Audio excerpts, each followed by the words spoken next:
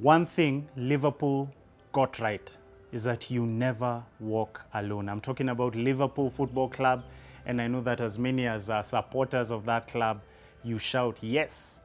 But this video is for us to remember that in this season, we are not alone. You are not alone. As you watch this in the confines of your home or from whatever place you are in this country or other parts of the globe, I want to remind you that you are not alone.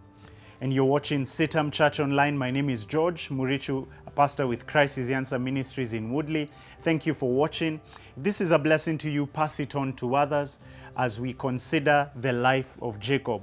We started off in this consideration last time as we saw that even though Jacob was disconnected from his comfort zone, from his family of origin, as recorded for us in Genesis 28, Jacob got such an assurance of the presence of the Lord.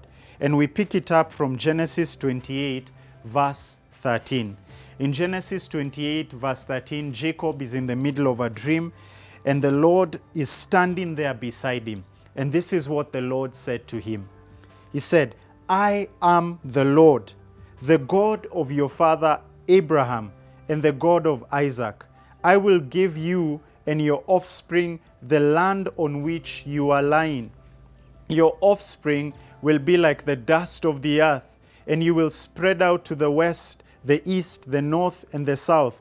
All the peoples on earth will be blessed through you and your offspring.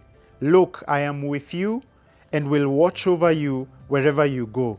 I will bring you back to this land, for I will not leave you until I have done what I have promised you. Jacob is assured of the promise of the presence of the Lord. The Lord appears to Jacob in a dream, and in that dream, Jacob sees this stairway leading up to heaven.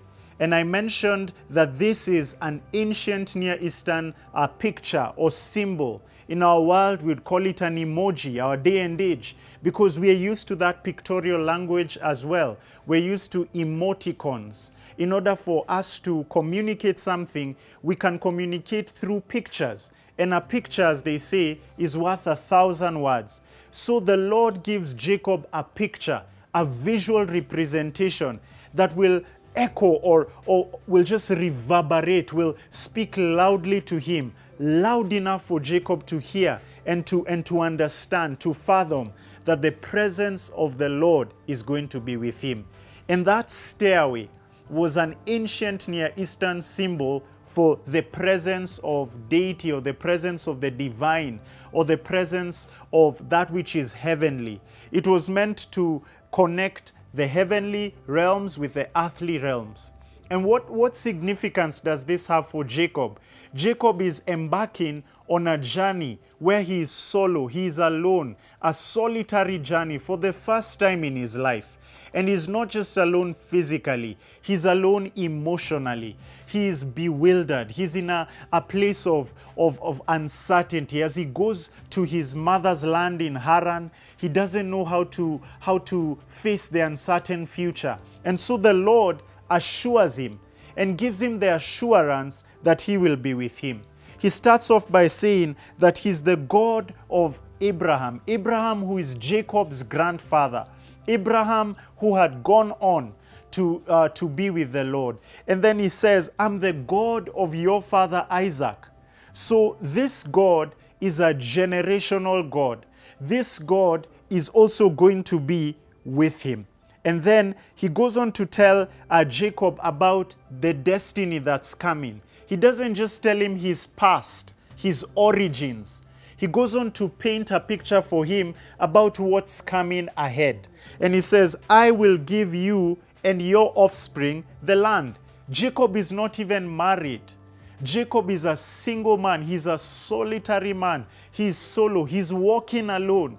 But as he's walking alone, God gives him a promise about his destiny. And for some who may be watching this video, because of the season that we're in, the confinement, the isolation, the fact that so many are disconnected, many are actually dislocated, even at home.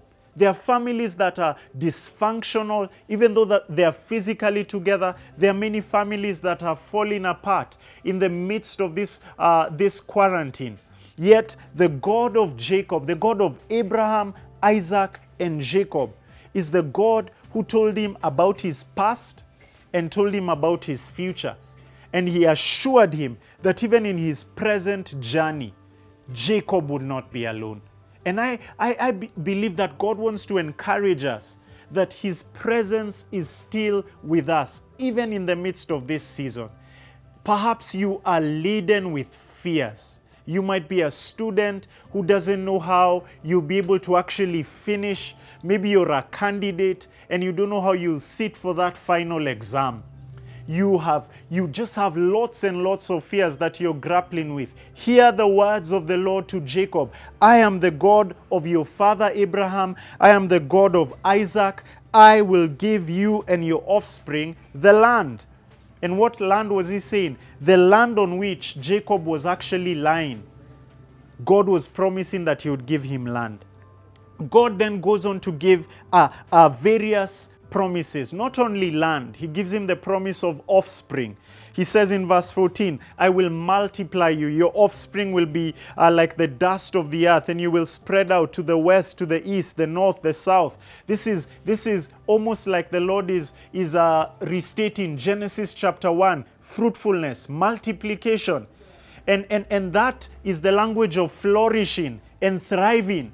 And God is able to remind us that even in this season where things have fallen apart, economies, industries, businesses are on their deathbed, that the Lord is reminding us he is the God who's able to bring about flourishing. He's able to bring about multiplication. And he's doing this because God is entering into a covenant with this people. He's creating this people called Israel. And he's not flourishing them for their own sake. He's causing them to be so blessed so that the other nations will see, wow, this is what it means like when your God is Yahweh.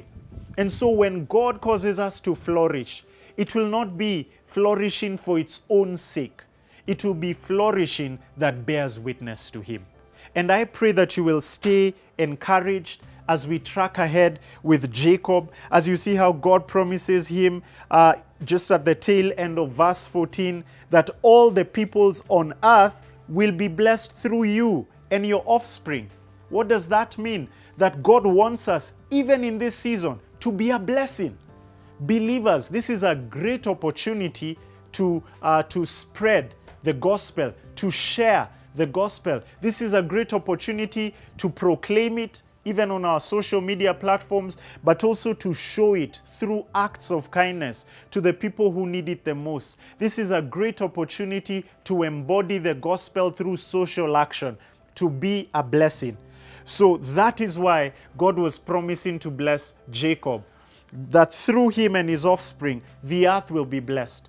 And he's alone at that season. And so you are alone wherever you're watching from, and you're feeling like your world is falling apart. I want to point you to these promises, the chief of which is the promise of the presence of God. And when that presence is a reality in your life, prosperity is there.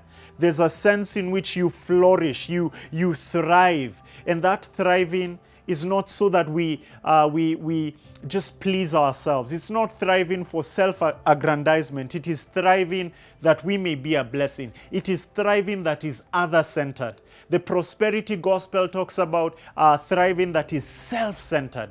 But what God is promising here to Jacob is the kind of presence that brings prosperity. And when he prospers, he will be a blessing. I pray that God will make you a blessing.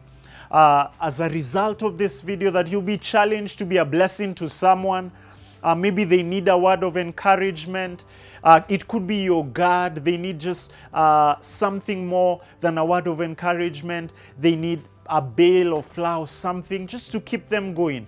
Let's be a blessing to someone. And let's remember that we are not alone. God bless you. Thank you for watching CITAM Church Online.